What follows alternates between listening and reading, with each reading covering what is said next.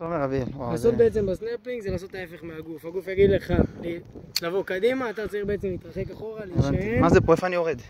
זה מערת גינתה. אוי, מפחיד. אתה הולך לגלוש לתוכה. מערה מיוחדת מאוד. כן. הולך להיות כיף בטירוף. כמובן שגולשים בעצם חבל הבטחה. חבר'ה. חבל לישה. סנפלינג מביא את זה קצת מפחיד, אבל... יאללה, הולכים לעשות את זה. מי שלא מפחד לא עושה. זה לא שווה, הם לא מפחדים. מוישי הכוכב!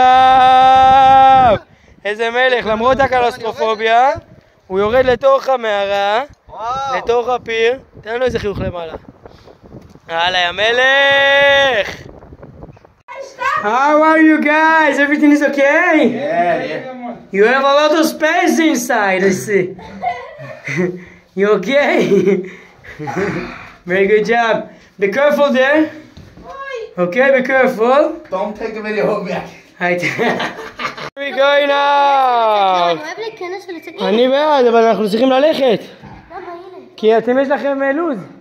עשו לכם לוז, אתם צריכים להיות בירושלים עד 6. זה אבא שלכם יראה את הסרטון. אבא וסבא, נכון? אבא, שהוא גם סבא, יראה את הסרטון ויבין למה לקח לכם, למה איחרתם למסעדה. זה הכל באשמתי. הכל זה באשמתי. אני לוקח אותם, תראה לאיזה מקומות. תראה אותם בפנים. רגע, אני צריך הללוף. המלך! מלך עולם, יש עליך. פתח.